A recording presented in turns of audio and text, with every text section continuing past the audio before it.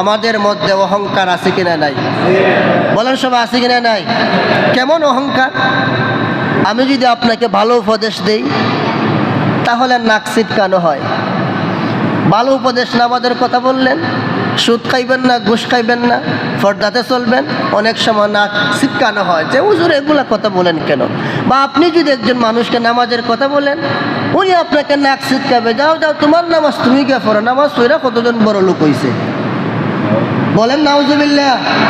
কথাগুলো ভালোটিকে হজম করবেন। আমি যদি সম্মান না করি তাহলে অসন্তুষ্ট হয়ে যান। আপনি যদি আমাকে সম্মান না করেন অসন্তুষ্ট হয়ে যায়। যদি সালাম না দিই তাহলে রাগ করে বসেন। যদি সভাপতির মজলিসের মধ্যে বড় চেয়ারটা না দিই আপনি বেজার হয়ে যান, আপনি বসেন না। সত্যকে আপনি জানেন, কোরআন সত্য, হাদিস সত্য, সত্যকে জানার পর আপনি অমান্য করেন, সর্বদা মানুষকে লাঞ্ছিত করেন, এগুলা হচ্ছে অহংকার। এগুলা কি বলেন? সবাই বলেন। এই অহংকার সম্পর্কে আমার নবী বলেন, আল কিবরিয়ায়ে রাদাই ওয়াল আজমাতু ইজারি। অহংকার হলো আল্লাহর চাদর আর বরত্ব মহত্ব হলো আল্লাহ পাকের পায়জামা।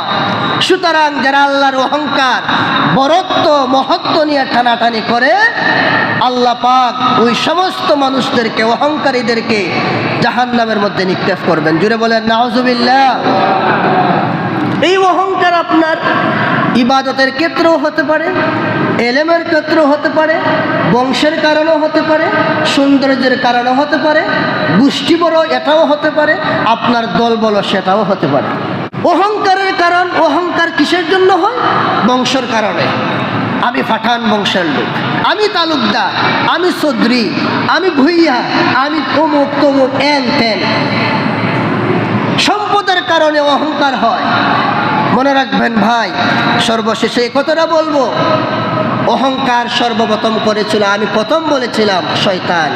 আবার আপনারা জবাব দেন, অহংকার সর্বপ্রথম কে করেছিল? বিনয় নম্রতা হলো নবী রাসূলদের স্বভাব, আর অহংকার করা, অহমিকতা করা, এটা শয়তান, ফেরাউন, কারুন, নমরুদ, আবু জেহেলের স্বভাব। তার অহংকার করেছে। ফেরাউন ক্ষমতার অহংকার করেছে। কারুন এত সম্পত্তির মালিক, 70টা উটের প্রয়োজন হতো তার দনাগারে চাবি বহন করতে। কিন্তু মুসা নবী যখন বলেছিল 40 ভাগের 1 ভাগ জাকাত দেও, সে বললো এটা কিতা ফালতামি শুরু করে দিয়েছে, ইত্রামি করো না তো আমার সাথে, আমার সম্পদ দিকে তোমার লোভ লাগছে। মুসা নবীরে কয় আমার সম্পদ বেশি দিকে লাইছো, এখন 40 ভাগের 1 ভাগ দিলেই তা। কারুন সম্পদের অহংকার করেছে। আবু জেহেল গোষ্ঠীর, সম্প্রদায়ের এবং জ্ঞানের অহংকার করেছে। আবু জেহেলের পূর্বের নাম ছিল আবুল হেকাম, জ্ঞানীর বাবা, কিন্তু সে নির্বুদ্ধিতা, মূর্খতার কারণে সে পরিচয়, তার নাম হয়ে গেল আবু জেহেল। সে গোষ্ঠীর, সম্প্রদায়ের তার অহংকার করেছে। এর জন্য আমার ভাইগণ, যুব সমাজ, মুরব্বিয়ানে কেরাম, এই অহংকার শুধু আমরা পুরুষ মানুষ করি এমনটা নয়, মহিলারাও অহংকার করেনি না, করে না, করেনি না, করে না।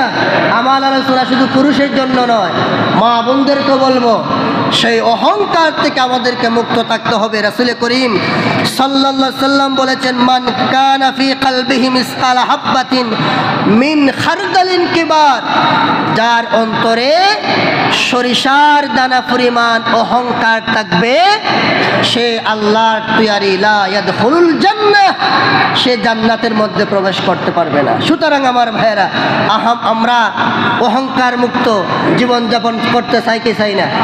সবাই একসাথে বলেন, অহংকার মুক্ত জীবনযাপন করতে চাই কি চাই না? অমুক সাপ হতে পারেন, সম্পত্তির বাহাদুরি বাই করবেন না। আমি যখন দুনিয়াতে এসেছিলাম আমার গোসলটা অন্য একজন দিয়েছে, আমি যখন মারা যাব তখন আমার গোসলটা আরেকজনই দিবে। আমি যখন প্রথম এসেছিলাম প্রথম কাপড়টা আমাকে অন্য আরেকজন পরাইছে, আবার যখন মারা যাব আমার কাপড়টা আমি নিজে পরতে পারবো না, আমার কাপড়টাও আরেকজন পরাইয়া দিবে। সুতরাং আমার ভাইয়েরা, আমার একমাত্র তরল বীর্য, 1 ফোঁটা নাফাক বীর্য থেকে আমার জন্ম, আবার গলিত দুর্গন্ধময় লাশ হবে আমার এই দেহ। সুতরাং আমার অহংকার করার কোনো কারণ নাই। আমাকে অহংকার মুক্তভাবে জীবনযাপন করতে হবে।